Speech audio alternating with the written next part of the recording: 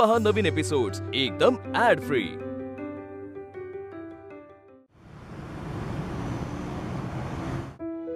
चिंगी ये बघा लवकर। आले बाबा। अहो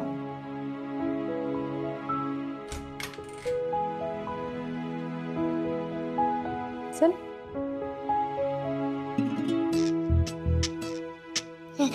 चिंगे लोकांच्या पिशवीला हात लावायचा नाही। ठेव ठेव।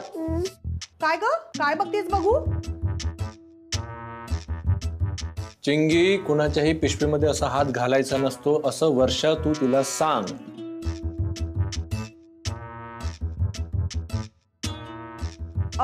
हात लावायचा नाही। राहू देव राघवराव, आमचा टग्या पण असाच आहे, लहान आहे ना ती। पण चिंगे काय शोधत काय होतीस त्यात?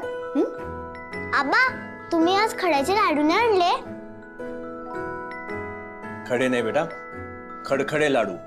खडखडे लाडू। मागच्या वेळी मी आणले होते, तुला आवडले होते ना? हो हो मला पण आवडले होते।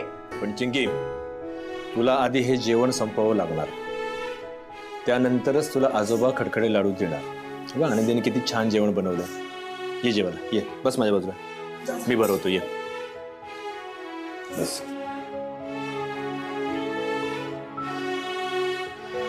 भाजी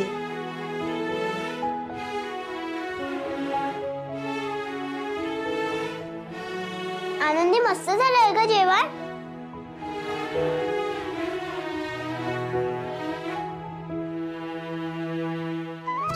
आबा बबन काय गेलो?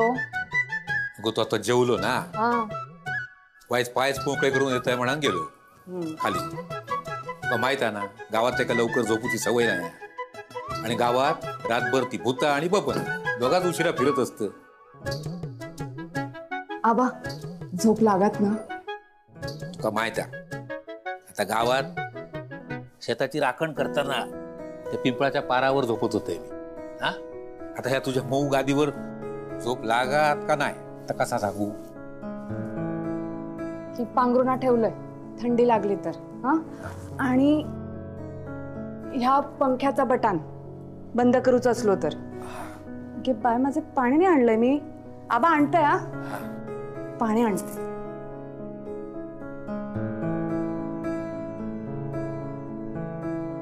Good night Rama.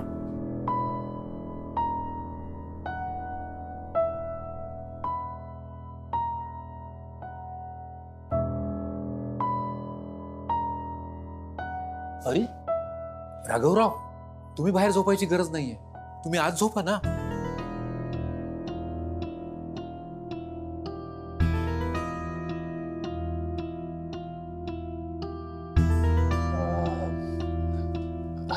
आबा तुम्ही आज पहिल्यांदाच आमच्या घरी मुक्कामाला आलात, म्हटलं छान तुमच्याशी गप्पा मारत मारत म्हणून म्हटलं इथे झोपेन।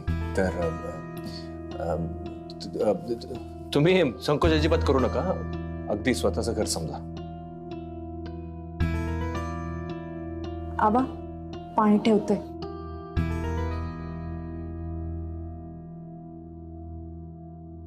आनंदी, राघवराव रोज बाहेर झोपतात काय?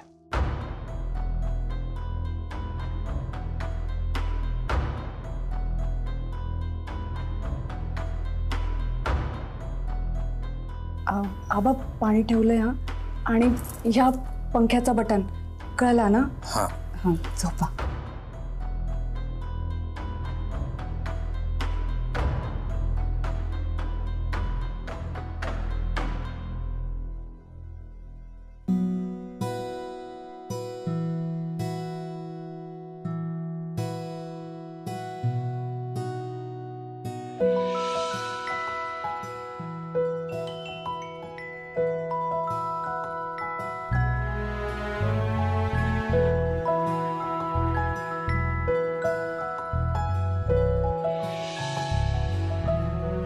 आई, आबाने इथे का बोलवलंस तू? काळजीने बोलवून घेतलं। तू बघतोयस ना तिचं वागणं, बघतोयस की नाही वागणं? मग मला पण तिच्याबद्दल तक्रार नाहीये, पण शेवटी तिच्या बाबांना पण कळलं पाहिजे ना की हिचं वागणं काय आहे बुवा, म्हणून बोलवलं। म्हणून आनंदीला तू घराबाहेर काढायला निघालीस?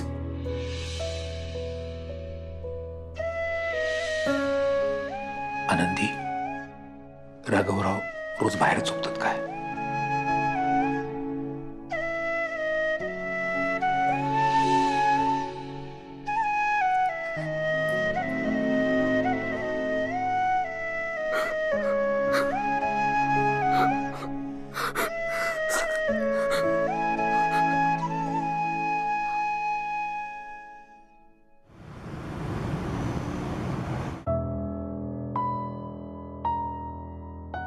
गोळी घेऊची वेळ झाली आहे, काय करू?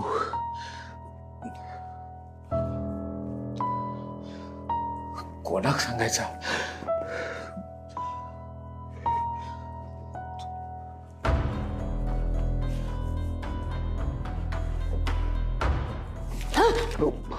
काय महत्वाचं वाचत होते. माफ करा.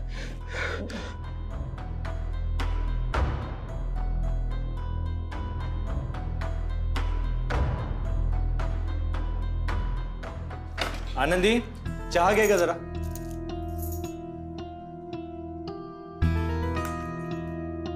संपलेल्या गोळ्यांचा पाकिट कसं आणलंय मी? राघवा ऐक ना, तू चहा सांगणार असशील आणि तुला मिळणार असेल तर मलाही सांगशील का रे घोडभर? आनंदीचे बाबा, तुमचाही चहा सांगू ना. हा, आनंदीच्या बाबांचा पण चहा सांग. आई, अरे नाही म्हणजे 8 वाजले अजून उठली नाही, तर ह्याने सांगितल्यावर उठेल असं म्हटलं. रोज सकाळी लवकर उठते ती, आज थोडासा उशीर झाला, काय फरक पडतो? ठेवा, लाडवून ठेवा.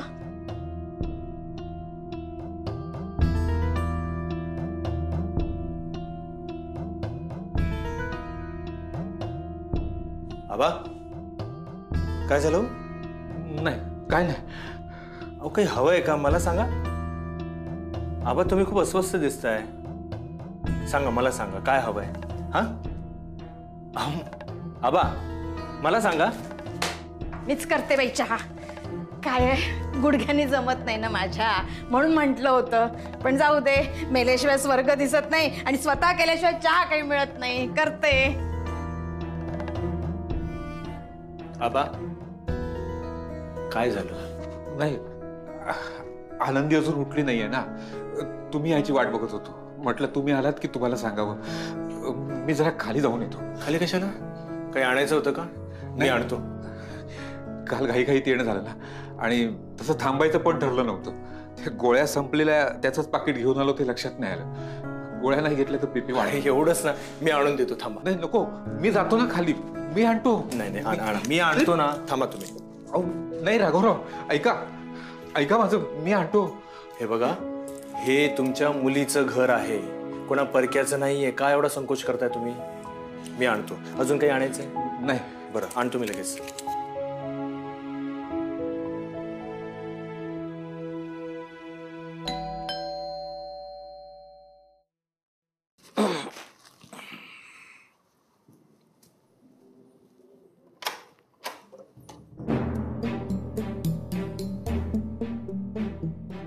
आज सूर्य पश्चिमेला उगवला की काय?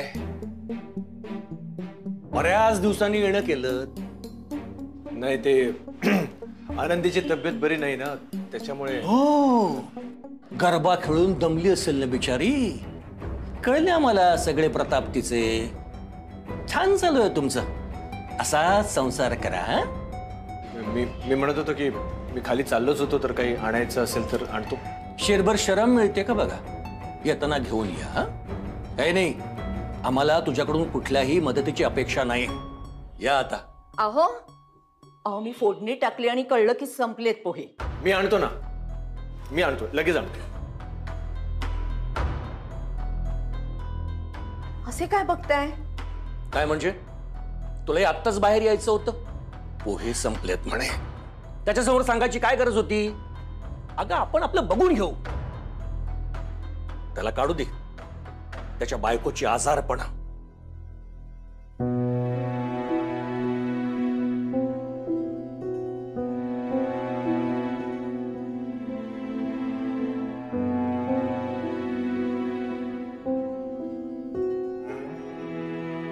बायको तुझी काय अवस्था आसात हे म्हाका कळता. लगीन होऊन तू हैसर इलस, कोणच ना ओळखीचा ना पाळखीचा, पण तू सगळ्या परिस्थितीक जुळवून घेवचो प्रयत्न केलस आणि आज ना उद्या या सगळ्या तू जुळवून घेतलस, सगळ्यांची मना जिंकतलस. माहिता म्हाका या सगळ्यात तुझी होणारी होरपळ या तुझ्या बापाशीक नाही कळणार तर कोणाक कळणार गो. या घरात काय चालला, कोण तुझ्या वांगडा कसा वागता, या सगळा मी माझ्या उघड्या डोळ्यांनी बघलंय गो. तुझ्या मनाची घालमेल, दडपण तू किती जरी लपवूचो प्रयत्न केलंस ना तरी पोचता हा सगळा माझ्यापर्यंत. सकाळी सकाळी चहाच्या वेळी बरी टपकलीस. तुझ्या हातचा चहा पिणं आज नशिबातच होतं माझ्या. आई पण हा तिसरा कप कोणासाठी ग? तुझ्या सुनेसाठी चक्क चहा बनवलास तू? सुनेच्या बाबांसाठी. सून झोपलीये. का? आनंदी का झोपलीये? बोलू नको मोठ्यानी, ओरडून गेला माझ्या अंगावर. तो बाहेर गेलाय ना. हे आहेत ना, उठली का हो आनंदी?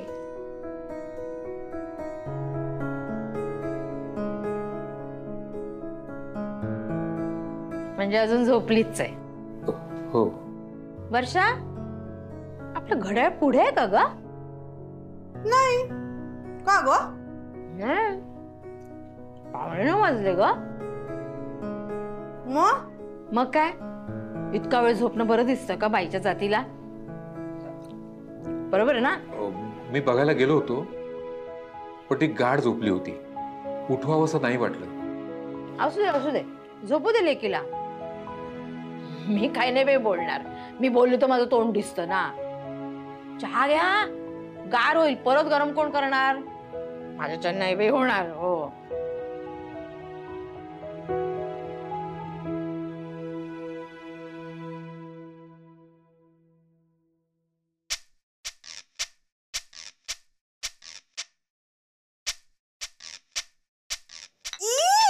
आई, हे काय? चहा केलायस की बासुंदी? बासुंदी करेन तर गुलाबजामचा पाक करेन. तुला काय नशीब समज केलाय? पी मुकाट्यानं. काय रे बबल्या, काय केलं? अरे सांगून जायचा ना. आबा, या आणायला गेलता. काय आया? ते नाक्यावर पोळी भाजी केंद्र असा ना, तिथून मी सगळ्यांसाठी उपमा आणले. सकाळी सकाळी आपल्या आनंदीला त्रास नको म्हणून. राजा बबन, खरंच रे किती करतोस रे मानलेल्या बहिणीसाठी. वर्षा उचल तू उपमा, तू काय चर्चेत आली आहेस. घे घे.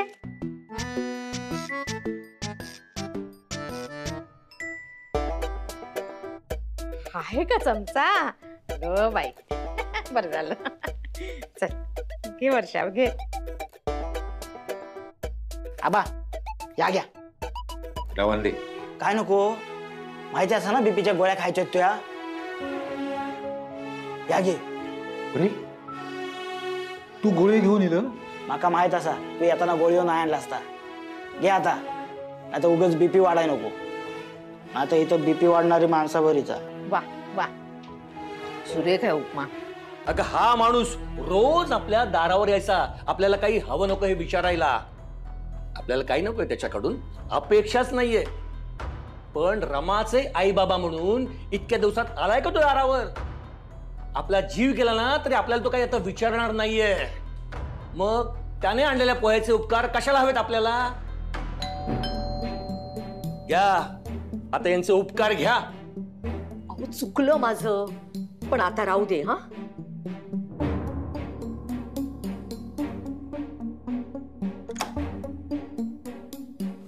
हे पोहे. ठीक आहे. अरे हे पातळ पोहे आहेत. पोहे करायला जाडे पोहे लागतात. हे चिवड्याचे पोहे आहेत. अरे ते आबांचं औषध घेण्याच्या नादात ती गडबड झाली. तरी मी सांगत होतो याला काही सांगू नकोस म्हणून. मुद्दाम करतोयस ना हे सगळं? आम्हाला मदत करतोयस की मनस्ताप देतोयस तेच कळत नाहीये. तू ना आता इथे येतच जाऊ नकोस. तसंही तुझा आणि आमचा आता काही संबंध नाहीये. रमासोबत हे नातंही संपलंय. अरे हा, तुझे नवीन सासरे आलेत ना, त्यांची जाऊन सेवा कर. हा जा, चल ग आतमध्ये.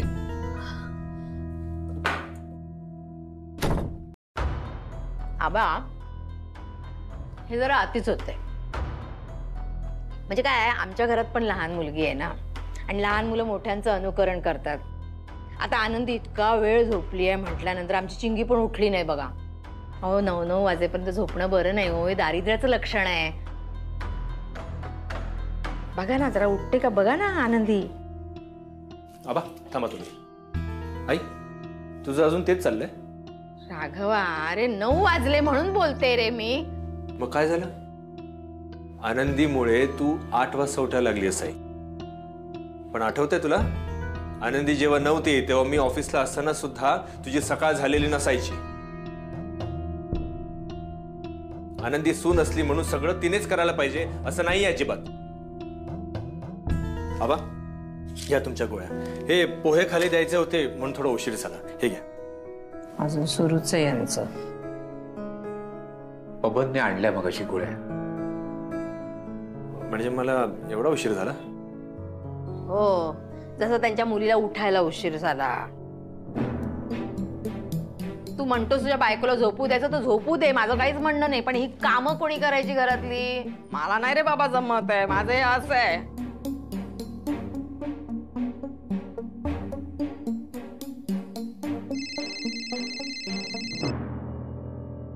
मी आलो सर. हा सर. सर नाही, मी फाईल रेडी करून ठेवली आहे, पण सॉरी मला यायला जमलं नाही. नाही, माझी मिसेस नाही सर, मी एक्सक्यूजेस देत नाहीये, खरंच सांगतोय. ती ती रिकवर होते आहे. I am extremely sorry sir, ह्यापुढे पुन्हा असं होणार नाही. प्लीज आजच्या दिवस. Yes yes sir, yes sir.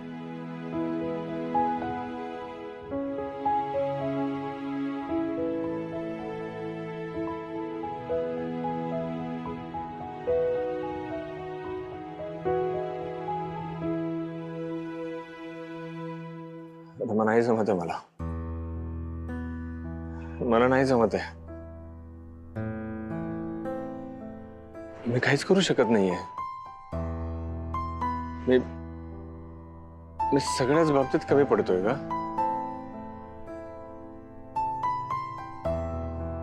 मी आपले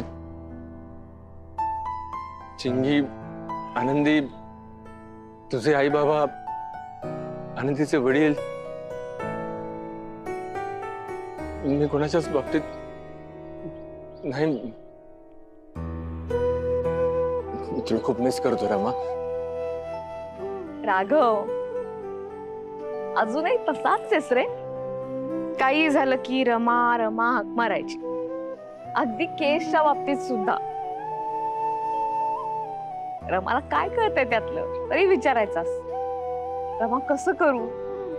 बायको म्हणून तुला माझा आधार वाटायचा. आज सुद्धा आयुष्यातली गणित चुकली ना तरी तुला माझी आठवण येते. खरंच खूप बरं वाटतं. रमा, तू होतेस ना तेव्हा कुठलंही संकट येऊ दे, कुठलीही अडचण येऊ दे, राघव कशाला काळजी करतो, मी आहे ना तुझ्या सोबत. तुझं हे वाक्य सुद्धा खूप बळ द्यायचं मला. आताची परिस्थिती खूप वेगळी आहे. माझ्यामुळे तुझ्या आई वडिलांना त्रास होतो. आनंदीच्या वडिलांचा मानही राखू शकत नाही. आई आणि वर्षा अशा काही वागतात की त्याचा आनंदीला फक्त त्रास होतोय. ती प्रयत्न करते सगळ्या गोष्टी सावरण्याचा, पण तिला नाही जमत आहे. ती तुझ्या इतकी स्ट्रॉंग नाहीये. घाबरून जाते ती, कावरी बावरी होते. रमा, तू असतीस ना तर तू तुझ्या आई वडिलांच्या डोळ्यात कधी पाणीच येऊ दिलं नसतास. आई आणि वर्षा ज्या काही वागतायत त्यांच्या पद्धतीने का होईना तू त्यांना समज दिली असतेस. आता आनंदी बेडरूम मधून बाहेर यायलाच तयार नाही. ती इतकी घाबरली, तू तिला बेडरूम मधून बाहेर काढलं असतस, धीर दिला असतास तिला. रमा, तू असतेस तर मी असते तर असं काही झालंच नसतं राघव. या सगळ्या जरतरच्या गोष्टी आहेत. या जरवरतीच सगळं घोडं येऊन थांबतंय. आत्ता मला शक्य असतं तर तुला मिठीत घेतलं असतं आणि शांत केलं असतं, पण आता नाही ते शक्य. ऐकतेस ना रमा? राघव,